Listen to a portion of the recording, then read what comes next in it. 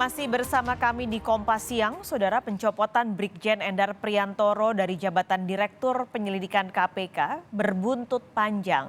Selain mendapat kritik dari publik dan juga menimbulkan friksi dengan Polri, pimpinan KPK juga diperiksa oleh Dewan Pengawas. Pemeriksaan pimpinan KPK berlangsung di gedung KPK Kafling C1 Kuningan, Jakarta. Hanya dua wakil ketua KPK, yakni Nurul Gufron dan Alexander Marwata, yang masuk lewat pintu utama. Sementara ketua KPK Firly Bahuri dan dua wakil pimpinan lain tak tampak dan diduga masuk lewat pintu belakang. 5 komisioner KPK diperiksa Dewas terkait dugaan pelanggaran etik yang dilaporkan Brigjen Endar Priantoro. Dewas meminta klarifikasi dari 5 pimpinan KPK yang mengklaim pencopotan Endar berdasarkan kesepakatan pimpinan KPK. Namun usai pemeriksaan, Nurul Gufron tak menjawab tegas perihal kesepakatan pimpinan ini. Pimpinan, saya periode pertama bersama Pak Alek diperiksa atas laporan saudara Endar berkaitan dengan pengembalian saudara Endar ke Mabes Polri. Intinya itu. Nanti setelah ini ada pimpinan yang lain. Pak, infonya Pak Gufron termasuk pimpinan, salah satu dari dua pimpinan yang awalnya menolak Pak Endar untuk dikembalikan, benar nggak sih Pak? Karena itu sudah masuk ke pokok materi ya, dan itu sudah saya sampaikan ke Dewas. Lebih baik nanti Dewas saja yang menyampaikan. Oke. Sementara itu, anggota Dewas Albertina Ho membenarkan 5 pimpinan KPK, termasuk Firly Bahuri, telah diperiksa dan diklarifikasi. Namun, Albertina enggan mengungkap hasil klarifikasi. Usai meminta klarifikasi, Dewas akan menyusun laporan hasil klarifikasi untuk menentukan ada tidaknya pelanggaran kode etik dalam pencopotan Endar. Sudah diklarifikasi semua? Sudah semua. Sebentar Bu, Pak Firly berarti sudah ya? Semua sudah. Ada tahu Kalau materi klarifikasi Pak Firly, ya. Kalau Pak Firly Hasilnya ya nanti dong. Kan hasil klarifikasi selama ini tidak pernah diberitahukan ya. berarti prosesnya setelah klarifikasi apa lagi Bu? Laporan hasil klarifikasi. Setelah ini, perlu waktu lama. Ya. Berarti Pak Firly datang ya Bu? Datang. Ya, semuanya datangnya. Sekarang sudah berakhir atau masih berlangsung? Sudah selesai. Oh, sudah selesai. Tak hanya melaporkan pimpinan KPK ke Dewas soal dugaan pelanggaran kode etik, Brigjen Endar juga melaporkan Sekjen KPK Cahya Harefa dan Kabiro SDM KPK ke Polda Metro Jaya. Keduanya dilaporkan karena diduga menyalahgunakan wewenang terkait pencopotan Endar. Pelaporan itu kini tengah didalami pihak Polda Metro Jaya. Tim Liputan, Kompas TV. Pemeriksaan Dewas KPK sudah dilakukan kemarin, lalu seperti apa mekanisme selanjutnya? Kita akan tanyakan pada jurnalis Kompas TV Valentina Sitorus di Gedung KPK Jakarta. Valen, jadi 5 pimpinan KPK sudah diperiksa oleh Dewan Pengawas. Nah, setelah ini apa saja sebenarnya kemungkinan rekomendasi yang akan dikeluarkan Dewas? Lalu mungkin ada sanksi terberat yang berpotensi diberikan? Iya, Pak Skalis dan juga saudara, tentu Dewan Pengawas KPK ini ketika memberikan rekomendasi ini ada sejumlah hal yang jadi acuan. Pertama tentu dengan materi perkara terkait dengan laporan yang sebelumnya diberikan oleh Brigjen Endar Priantoro kepada Dewas terkait dengan pencopotan jabatannya sebagai Direktur Penyelidikan KPK. Kemudian yang kedua adalah mengenai aturan Dewan Pengawas KPK nomor 2 tahun 2020 tentang penegakan kode etik dan pedoman perilaku KPK.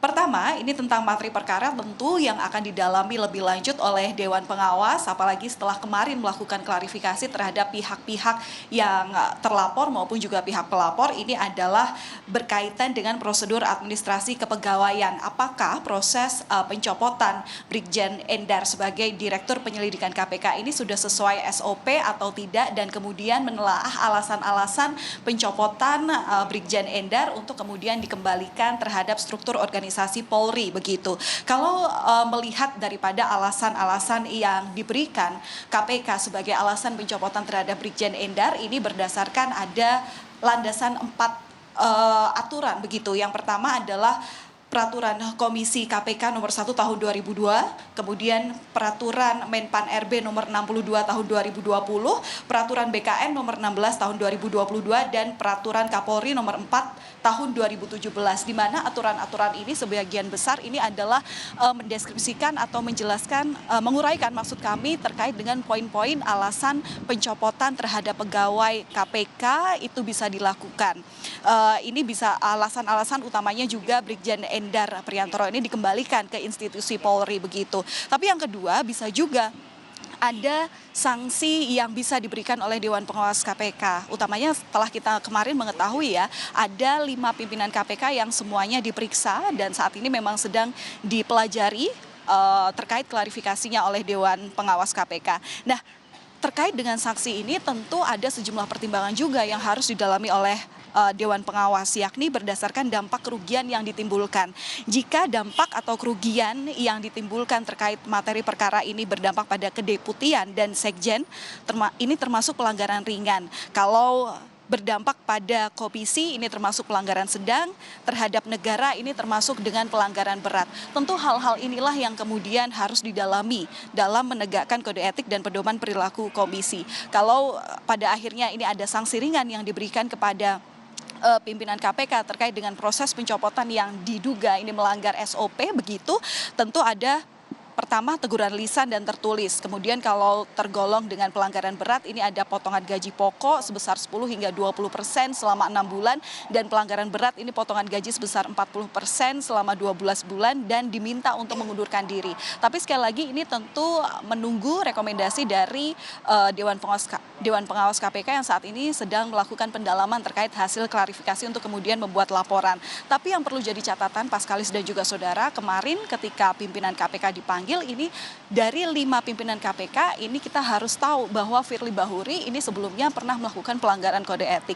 Kalau kita ingat di tahun 2020 lalu ini Firly Bahuri melanggar penggunaan helikopter mewah begitu ya, yang kemudian berdampak pada pemberian sanksi ringan yakni teguran 2 terhadap Firly Bahuri. Saat itu adalah pemotongan gaji, kemudian juga tidak diperbolehkannya atau tidak dapat mengikuti program promosi, mutasi, dan rotasi ataupun juga tugas belajar.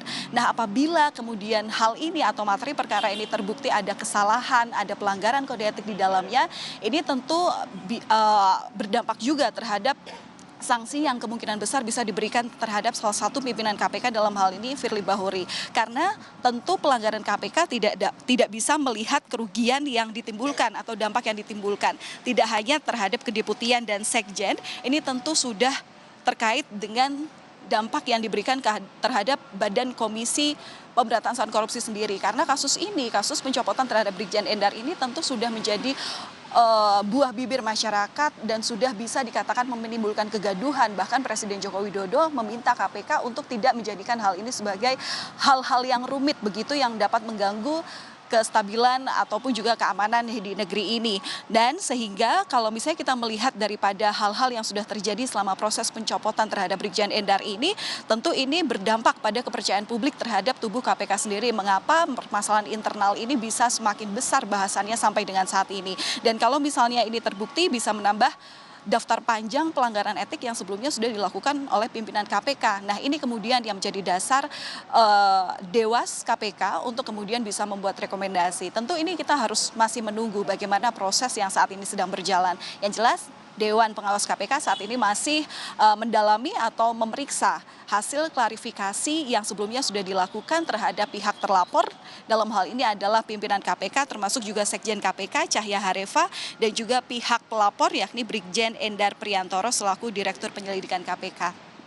Paskalis. Valen, di tengah sekarang proses masih terus berjalan. Beberapa hari lalu kita juga sempat melihat video di mana Endar ini sudah tidak bisa lagi masuk ke kantornya di gedung KPK karena sudah tidak bisa punya akses lagi. Nah, posisinya sekarang seperti apa Endar di KPK? Iya, Pak Skalis, ini juga yang masih jadi tanda tanya karena posisi Endar selaku Direktur Penyelidikan KPK saat ini menggantung. Belum ada titik temu daripada laporan yang sebelumnya diajukan ke Dewas KPK yang memang saat ini masih diperiksa lebih lanjut terkait dengan posisi Endar sebagai Direktur Penyelidik KPK atau dikembalikan ke struktur organisasi Polri. Nah, sampai saat ini untuk posisi untuk posisi Direktur Penyelidikan KPK saat ini masih kosong, sementara diisi oleh PLT begitu ya. Dan kemudian memang sampai sekarang ini Endar diketahui sedang mengikuti pendidikan di Lembaga Ketahanan Nasional atau Lemhanas yang merupakan pendidikan pengembangan kompetensi yang jadi bagian dari tahapan penyiapan peningkatan karir. Nah, keikutsertaan dari Brigjen Endar di pendidikan Lemhanas ini merupakan usulan dan inisiatif KPK sebagai komitmen pengembangan setiap pegawainya. Nah, sampai saat ini seperti kita tahu bahwa ini menjadi polemik, masih harus menunggu bagaimana rekomendasi yang diberikan oleh Dewas KPK, tapi yang jelas dari proses hukum kemarin juga dari sisi kepolisian, Kapolri begitu mempersilahkan bahwa Endar ini bisa untuk memperjuangkan haknya terkait dengan kejelasan bagaimana alasan KPK bisa mencopot dirinya sebagai Direktur Penyelidikan KPK. Kapolri tidak ingin mengikuti, tidak akan cawe-cawe begitu ya, karena menurut Kapolri ini termasuk permasalahan internal di KPK. Nah, saat ini Brigjen Endar ini juga selain melaporkan kasus ini kepada Dewan Pengawas KPK, Endar juga telah menempuh upaya hukum administratif dengan menyampaikan surat keberatan atas pemberhentiannya di PT UN. Kita tunggu nanti hasilnya seperti apa, Pak Skalis. Terima kasih Valentina Sitorus melaporkan langsung dari Gedung KPK Jakarta.